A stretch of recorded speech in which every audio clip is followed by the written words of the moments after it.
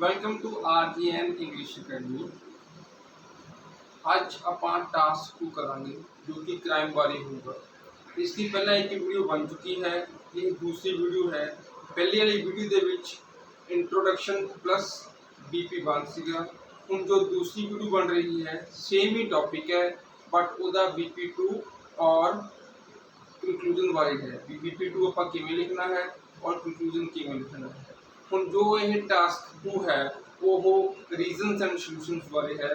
ਜੋ ਰੀਜ਼ਨਸ ਹੈਗੇ ਨੇ ਉਹ ਵੀਡੀਓ 1 ਦੇ ਵਿੱਚ ਲਿਖੇ ਤੇ ਉਹਨੂੰ ਐਕਸਪਲੇਨ ਕੀਤਾ ਗਿਆ ਸੀ, ਕਿਉਂਕਿ ਆਲਰੇਡੀ YouTube ਤੇ ਅਪਲੋਡਡ ਹਨ, ਜੋ ਸਾਡੇ ਚੈਨਲ ਤੇ ਹੈ। ਹੁਣ ਦੂਸਰੀ ਵੀਡੀਓ ਆਈ ਹੈ ਜੋ ਕਿ ਉਹਦੇ ਸੋਲੂਸ਼ਨਸ ਐਂਡ ਕੰਕਲੂਜਨ ਬਾਰੇ ਹੈ। ਵੀ ਸੋਲੂਸ਼ਨ ਆਪਾਂ ਕਿਵੇਂ ਲਿਖਣੇ ਨੇ और स्पैसिफिकली स्टूडेंट्स ਨੂੰ कंक्लूजन लिखने लगे प्रॉब्लम आती है, वो आप लिखना कि मैं आओ देखिए। सो पहला की है task 2 topic crime part 2। Topic की है many offenders commit more crime after serving the first punishment. ये कहना है कि जो ऑफेंडर हैगे ने, जो कानून तोड़ने वाले हैगे ने, वो करदा वो सज़ा भुगतदे ने फर्स्ट पनिशमेंट ਤੇ ਉਹ ਕੀ ਹੈ ਫਿਰ ਵਾਪਸ ਆ ਜਾਂਦੇ ਨੇ। ਵਾਈ ਦਿਸ ਇਜ਼ ਹੈਪਨਿੰਗ, ਇਹ ਕਿਉਂ ਹੁੰਦਾ ਕਿ ਉਹ ਪਹਿਲੀ ਕ੍ਰਾਈਮ ਕਰਦੇ ਨੇ, ਜੇਲ੍ਹ 'ਚ ਜਾਂਦੇ ਨੇ, ਜੇਲ੍ਹ ਦੇ ਵਿੱਚ ਜਾ ਕੇ ਫਿਰ ਉਹ ਕੀ ਹੈ ਦੁਬਾਰਾ ਵਾਪਸ ਉੱਥੇ ਜੇਲ੍ਹ ਚਲੇ ਜਾਂਦੇ ਨੇ, ਉਹਨਾਂ ਵਿੱਚ ਕੋਈ ਸੁਧਾਰ ਨਹੀਂ ਹੁੰਦਾ। ਇਹ ਕਹਿੰਦੇ ਵੀ ਇਹ ਕਿਉਂ ਹੁੰਦਾਗਾ and what measures can be taken to tackle this problem. ਵੀ ਹੁਣ ਆਪਾਂ ਇਹ ਮੈਜਰ ਕੀ ਕਰਾਂਗੇ, ਮੈਜਰ ਕੀ ਹੋਣਗੇ, ਆਪਾਂ ਕਿਵੇਂ ਉਹਨੂੰ ठीक कर सकते हैं। देखो पहले इंट्रोडक्शन हो चुकी सी, रीजनस हो चुके सीगे। हुण आपां करांगे टर्निंग टू सॉल्यूशंस। हुण रैदर दैन लिखण नाल कि हाँ जी कि उत्थे more over further more on the other hand यह जिहा कुछ लिखण की बजाय सिंपल भी है और थोड़ा जिहा डिफरेंट भी है, टर्निंग टू सॉल्यूशंस। और ਉਹਦੇ ਵਿੱਚੋਂ ਕੀ ਹੁੰਦਾ there are many solutions of this problem ਕਹਿਣ ਦੀ ਬਜਾਏ ਤੁਸੀਂ ਉੱਥੇ ਕਿਵੇਂ ਕਹਿ ਸਕਦੇ ਹੋਗੇ ਰਿਗਰਸ ਐਫਰਟਸ। ਹੁਣ ਰਿਗਰਸ ਦਾ ਮਤਲਬ ਕੀ ਹੁੰਦਾਗਾ ਕਿ ਆਪਾਂ ਨੂੰ ਬਹੁਤ ਜ਼ਿਆਦਾ ਐਫਰਟ ਕਰਨੇ ਪੈਣਗੇ, ਬਹੁਤ ਮਿਹਨਤ ਕਰਨੀ ਪਊਗੀ। ਕਾਹਦੇ ਲਈ? Need to be made, rigorous effort need to be made in order to tackle this menace. ਹੁਣ ਬਾਰ ਆਪਾਂ ਇਸ ਪ੍ਰੋਬਲਮ ਦਾ ਨਾਮ ਲਿਖਣ ਦੀ ਬਜਾਏ ਆਪਾਂ ਕੀ ਲਿਖ ਸਕਦੇ ਹਾਂ, ਇੱਥੇ ਮੈਨਸ ਲਿਖ ਸਕਦੇ ਹਾਂ। ਮੈਨਸ ਆਪਾਂ ਉਦੋਂ ਲਿਖਾਂਗੇ ਜਦੋਂ ਆਪਾਂ ਕੋਈ ਵੀ ਪ੍ਰੋਬਲਮ ਨੂੰ ਪਹਿਲਾਂ ਉਹਦੇ ਨਾਮ ਨਾਲ 2 ਜਾਂ 3 ਵਾਰੀ ਲਿਖਤਾ। ਹੁਣ ਮੈਨਸ ਦਾ ਮੀਨਿੰਗ ਕੀ ਹੁੰਦਾ ਹੈ? ਕੋਈ ਇਹੋ ਜਿਹੀ ਪ੍ਰੋਬਲਮ ਜੋ ਹਿਊਮਨ ਲਾਈਫ ਲਈ ਕੀ ਹੋਵੇ, ਸੈਟ ਹੋਵੇ। ਜਿਵੇਂ ਕਿ ਪੋਲਿਊਸ਼ਨ ਕੀ ਹੈ, ਇੱਕ ਮੈਨਸ ਹੈ। ਗਲੋਬਲ ਵਾਰਮਿੰਗ ਕੀ ਹੈਗੀ ਹੈ, ਮੈਨਸ ਹੈਗਾ।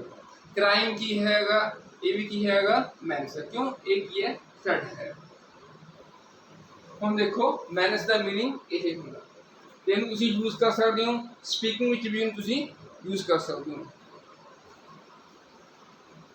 इन order to tackle this menace successfully, किवें भी इनू इस प्रॉब्लम नू आपां किवें सक्सैसफुली कर सकते हो।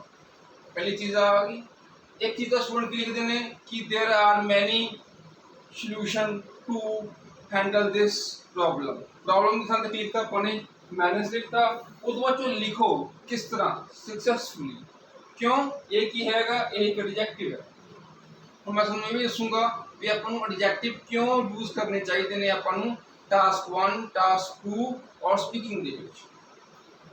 हुण फर्स्ट एंड फॉरमोस्ट, फर्स्टली लिखण की बजाय तुसीं फर्स्ट एंड फॉरमोस्ट लिखो। ਹੁਣ ਫਸਟਲੀ ਮੈਂ ਇਹ ਨਹੀਂ ਕਹਿੰਦਾ ਵੀ ਉਹ ਗਲਤ ਹੈ, ਉਹ ਠੀਕ ਹੈ, ਤੁਸੀਂ ਲਿਖ ਸਕਦੇ ਹੋ, ਇਸ ਕੋਈ ਪ੍ਰੋਬਲਮ ਨਹੀਂ ਹੈ। ਲੇਕਿਨ ਜੇ ਆਪਾਂ ਬੈਂਡ ਸਕੋਰ ਆਪਣਾ 6.5 ਤੋਂ 7 ਤੱਕ ਲੱਗੇ ਜਾਣਾ ਹੈ ਤਾਂ ਆਪਾਂ ਨੂੰ ਇਹੋ ਜਿਹੇ ਵਰਡਸ ਯੂਜ਼ ਕਰਨੇ ਪੈਣਗੇ ਇਹਦੇ ਵਿੱਚ। ਵੋਕੇਸ਼ਨਲ ਟ੍ਰੇਨਿੰਗ ਕਿਹੜੀ ਹੋਊਗੀ? ਜਿਹੜੀ ਆਪਾਂ ਟ੍ਰੇਡ ਨਾਲ ਰਿਲੇਟਡ ਹੋਊਗੀ। ਟ੍ਰੇਡ ਨਾਲ ਰਿਲੇਟਡ ਕਿਵੇਂ? ਜਿਵੇਂ ਕਾਰਪੈਂਟਰੀ ਹੋ ਗਈ, ਜਿਵੇਂ ਪਲੰਬਰਿੰਗ ਹੋ ਗਈ, ਆਪਾਂ ਕੀ ਬੋਲਦੇ ਆ? ਵੋਕੇਸ਼ਨਲ ਟ੍ਰੇਨਿੰਗ ਬੋਲਦੇ ਆ। is supposed to be imparted to the prisoners। ਹੁਣ is supposed to be ਦੀ ਪਹਿਲਾਂ ਵੀਡੀਓ ਬਣੀ ਵੀ ਹੈਗੀ, ਉਹ ਤੁਸੀਂ ਦੇਖ ਸਕਦੇ ਹੋ ਇਸ ਚੈਨਲ ਤੇ। ਇਹਦਾ ਮੈਂ ਥੋੜਾ ਤੁਹਾਨੂੰ ਦੱਸ ਦਿੰਦਾ ਵੀ ਇਹਦਾ ਮੀਨਿੰਗ ਕੀ ਹੁੰਦਾ। ਇਹਨੂੰ ਆਪਾਂ ਐਜ਼ ਏ ਸ਼ੁੱਡ ਦੀ ਤਰ੍ਹਾਂ ਯੂਜ਼ ਕਰ ਸਕਦੇ ਹਾਂ, ਜਾਂ ਆਪਾਂ ਕਹਿ ਸਕਦੇ ਹਾਂ how to do correct way of doing work. So ਆ ਉਹਦਾ ਮੀਨਿੰਗ ਹੈਗਾ। ਜੇ ਡਿਟੇਲ ਜਾਣਾਗਾ ਤਾਂ ਤੁਸੀਂ ਵੀਡੀਓ ਦੇਖ ਸਕਦੇ ਹੋ। ਹੁਣ ਟੂ ਬੀ ਇੰਪਾਰਟਡ, ਇੰਪਾਰਟਡ ਦਾ ਮੀਨਿੰਗ ਕੀ ਹੁੰਦਾ ਗਾ?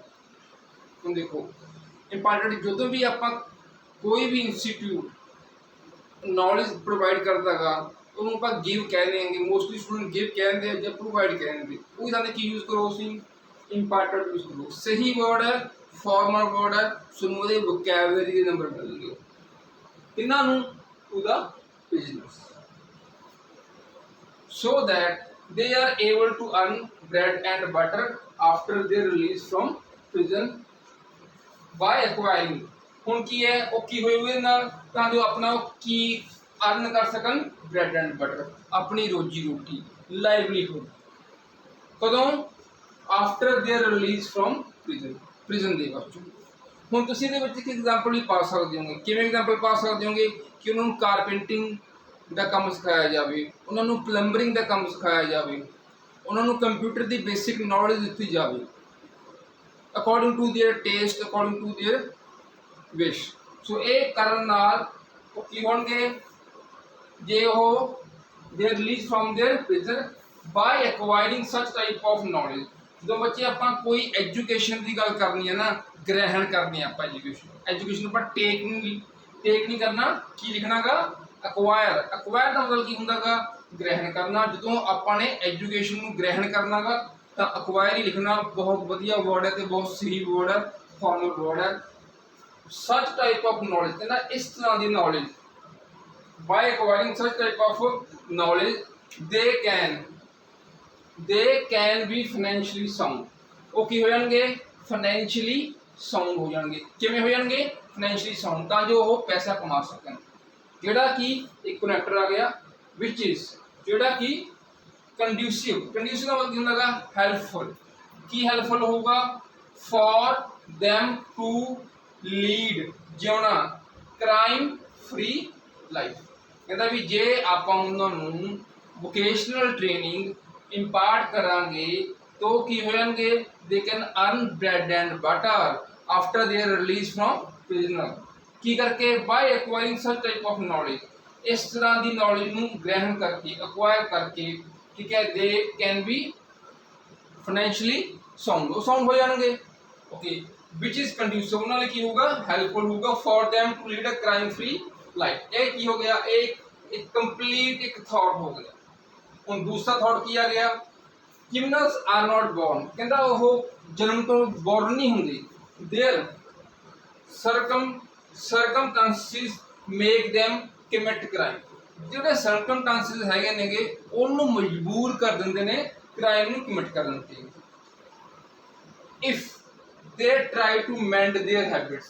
ਕਹਿੰਦਾ ਜੇ ਉਹ ਆਪਣੀਆਂ ਆਦਤਾਂ ਨੂੰ ਸੁਧਾਰਨ। ਮੈਂਡ ਦਾ ਮਤਲਬ ਕੀ ਹੁੰਦਾ ਗਾ? ਸੁਧਾਰਨਾ। ਕਿਹਨਾਂ ਸੁਧਾਰਨਾ? ਆਦਤਾਂ ਨੂੰ। ਕਿਹਨਾਂ ਆਦਤਾਂ ਨੂੰ? ਕ੍ਰਿਮੀਨਲਸ ਨੂੰ। ਐਂਡ ਦੇ ਰਿਪੈਂਟ, ਰਿਪੈਂਟ ਦਾ ਕੀ ਹੋ ਗਿਆ? ਪਛਤਾਵਾ। ਜੋ ਆਪਣੀਆਂ ਆਦਤਾਂ ਨੂੰ ਸੁਧਾਰਦੇ ਨੇ, ਜੋ ਇਸ ਚੀਜ਼ ਤੇ ਪਛਤਾਵਾ ਕਰਦੇ ਨੇ, then society should welcome them without any prejudice। ਹੁਣ ਸੋਸਾਇਟੀ ਨੂੰ ਕੀ ਕਰਨਾ ਚਾਹੀਦਾ? ਵੈਲਕਮ ਕਰਨਾ ਚਾਹੀਦਾ, ਐਕਸੈਪਟ ਕਰਨਾ ਚਾਹੀਦਾ ਗਾ ਵਿਦਾਊਟ ਐਨੀ ਪ੍ਰੈਜੂਡਾਈਸ। ਹੁਣ ਪ੍ਰੈਜੂਡਾਈਸ ਦਾ ਮਤਲਬ ਕੀ ਹੁੰਦਾ? ਕਿ ਆਪਾਂ ਨੂੰ ਕੋਈ ਮਤਭੇਦ ਨਹੀਂ ਹੋਣਾ ਚਾਹੀਦਾ। ਮਤਭੇਦ ਕਿਵੇਂ? ਨਹੀਂ ਜੀ ਇਹ ਤਾਂ ਮੁਸਲਮਾਨ ਹੈਗਾ, ਆਪਾਂ ਘਰੇ ਇਹਨੇ ਰੋਟੀ ਨਹੀਂ ਖਾਣੀ ਜਾਣਾ, ਇਹ ਕੀ ਹੋ ਗਿਆ? ਇਹ ਮਤਭੇਦ ਹੋ ਗਿਆ। ਠੀਕ ਹੈ, ਆਪਾਂ ਨੇ ਗੁਰਦੁਆਰੇ ਨਹੀਂ ਜਾਣਾ, ਕਿਉਂ? ਮੈਂ ਕੀ ਹੈ? ਹਿੰਦੂ ਹਾਂ। ਜਦੋਂ ਇੱਕ ਕ੍ਰਿਮੀਨਲ ਜੇਲ੍ਹ ਤੋਂ ਛੁੱਟ ਕੇ ਆਉਂਦਾ ਗਾ, ਕੁਛ ਲੋਕ ਉਹਨੂੰ ਗਲਤ ਨਿਗਾਹ ਨਾਲ ਦੇਖਦੇ ਨੇ। ਉਹ ਸੋਚ ਨੂੰ ਆਪਾਂ ਕਿਸ ਤਰ੍ਹਾਂ ਡਿਸਾਈਡ ਕਰ ਸਕਦੇ ਹਾਂ? ਪ੍ਰੈਜੂਡਾਈਸ ਨਾਲ ਆਪਾਂ ਕਹਿ ਸਕਦੇ ਹਾਂ। So that they can become an integral part of society. ਹੁਣ ਇੰਟੈਗਰਲ ਦਾ ਮਤਲਬ ਕੀ ਹੁੰਦਾ ਗਾ? ਮੇਨ, ਖਾਸ। ਤਾਂ ਉਹ ਵੀ ਕੀ ਹੈ? ਇੱਕ ਖਾਸ ਤੇ ਮੇਨ ਪਾਰਟ ਹੋ ਸਕੇ ਇੱਕ ਸੋਸਾਇਟੀ ਦਾ। ਜੇ ਉਹ ਆਪਣੇ ਆਪ ਨੂੰ ਸੁਧਾਰਨ ਦੀ ਕੋਸ਼ਿਸ਼ ਕਰਨਗੇ, ਜੇ ਆਪਣੀਆਂ ਜੋ ਪਛਤਾਵਾ ਕਰਦੇ ਨੇ ਜੋ ਉਹਨਾਂ ਨੇ ਕੀਤਾ ਹੈ, ਦੈਨ ਸੋਸਾਇਟੀ ਨੂੰ ਕੀ ਕਰਨਾ ਚਾਹੀਦਾ ਗਾ? ਵੈਲਕਮ ਕਰਨਾ ਚਾਹੀਦਾ ਵਿਦਾਊਟ ਐਨੀ ਮਤਭੇਦ, ਪ੍ਰੈਜੂਡਾਈਸ। ਸੋ ਦੈਟ ਤਾਂ ਜੋ they can become an integral part of society, ਤਾਂ ਜੋ ਕੀ ਹੈ? ਸੋਸਾਇਟੀ ਦਾ ਮੇਨ ਪਾਰਟ ਬਣ ਸਕੇ। So this is how we should write body paragraph 2। Now हम कंक्लूजन किस ढंग से लिखना होता है? कंक्लूजन लिखने का तरीका की होगा, क्योंकि मैं एक बहुत ही सिंपल वर्ड लिखा तो बहुत रेयर वर्ड लिखा टू इनफर। टू इनफर का मीनिंग की होगा कंक्लूजन होगा। हम कंक्लूजन एक बहुत रेयर वर्ड है तो बहुत सौखा वर्ड है। मैं यह वर्ड लिखने की कोशिश करता भी जेडे स्टूडेंट्स कोई भी स्टूडेंट होवे वो लिख सके तो उन्होंने स्पैलिंग मिस्टेक ना हो सके तो वो सौखे हों लिखने लिए। टू इनफर चार वर्ड ही ने, इन फर कंक्लूजन होगा। हम आप लिखना किमें आ, किस ढंग से लिखना है? देखो, the recommitting crime is a grave issue. हम ग्रेव इशू, ग्रेव का मीनिंग की होगा गंभीर। हम कुछ स्टूडेंट की कहते हैं it is a big problem, pollution is a big problem, crime is a big problem. So big की थां ते ग्रेव लिखो। ग्रेव की होगा गंभीर। Recommitting crime is a grave issue. Issue की हो गया problem, which ought to be dealt as well as monitored seriously, जो कि डील होनी चाहिए हैगी किमें और मॉनिटर। मॉनिटर मतलब होंदा ओदी देख रेख होनी चाहिए हैगी सीरियसली। अप्रोप्रिएट एक्शन कहता अप्रोप्रिएट एजुकेशन, सही education. Generous nature of society towards. हुण जनरस का मतलब की हो गया खुला दिल, अपना खुला दिल होना चाहिए भी जे आपने कोई कोई गलती की है तो अपना की होना चाहिए तो अपना कि मतलब खुला दिल होना चाहिए, अपन माफ करना चाहिए ताकि appropriate action and generous nature of society. Generous nature of society के कारण टूवर्ड्स किना दे द्वारा किना लई सच टाइप सच इंडिविजुअल्स। हम बार बार क्रिमिनल लिखने की बजाय आप की करना है सच इंडिविजुअल लिख दो। हम सच इंडिविजुअल मतलब की हो गया यह जे लोग, कह जे लोग क्रिमिनल्स की गल की गई है। कैन मेक द वर्ड मोर वर्दी, योग्य बना देंगे। किस चीज योग्य बनाएंगे? फॉर देम टू डिवेल, कि रहन ली। डिवेल का मीनिंग की होगा रहना होगा। हम देखो इन मैं इस ढंग से लिखा ये जो BP2 है और जो कंक्लूजन है ठीक है, यह 7 बैंड और 7 बैंड तो प्लस है।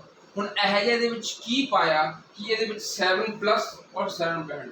देखो पहली गल की है कि टास्क 1 हो, टास्क 2 हो, चाहे हो स्पीकिंग, वो मैं की कहना होना मोस्टली कि एडजेक्टिव होना चाहिए, नाउन होना चाहिए, एडवर्ब होना चाहिए, कंजक्शन होनी चाहिए है, सोडे थॉट्स क्लीयरली लिखे होना चाहिए। देखो उन्हें की आ गया रिग्रेस एफर्ट, क्या है एफर्ट एडजेक्टिव है। आगे आ गया शुड की थां पे अपन यूज किया एक नवा वर्ड है ओके। ये की है लेस अनकॉमन वर्ड है कि नहीं, एक है इंपॉर्टेंट। फाइनेंशियली की आ गया एडजेक्टिव आ गया, इतने मैं की लाया कंजक्शन लगाया। आ भी की है अनकॉमन वर्ड है, ये भी की है अनकॉमन वर्ड है। आ भी देखो वोकैबुलरी देखो किस तरह से यूज की है, कंड्यूसिव, हेल्पफुल, मॉनिटर, सीरियसली भी किया गया एडजेक्टिव आ गया ठीक है। ग्रेव ये भी किया गया एडजेक्टिव आ गया ठीक है। आ देखो अनकॉमन वर्ड, सो दैट ये भी की आ गई कंजक्शन आ गई। मेरे कहने का मतलब यह है कि तुसी जो सेंटेंस स्ट्रक्चर ਨੂੰ चेंज करोगे, हरेक लाइन तो बाचों चंगी तरह उन्होंने एक्सप्लेन करोगे तो एक BP1 और BP2 ਦੇ ਵਿੱਚ दो आइडियाज़ ਨੂੰ चंगी तरह एक्सप्लेन करोगे विद लॉजिक, और उसका जो कंक्लूजन हैगा वो मैच करे किहदे नाल इंट्रोडक्शन नाल BP1 नाल और BP2 नाल। तो इस ढंग से तुसीं की कर सकते हो 7 बैंड और प्लस ले सकते हो। आ तरीका हैगा एक तरीका, होर भी असीं वीडियो लेके आवांगे वो तुहानूं दस्सांगे भी किवें आपां 7 प्लस ले सकते हैं। ये एक वीडियो है okay student, this is how we can write 7 band or plus band writing. So if you like my video, please do subscribe our channel. Thank you.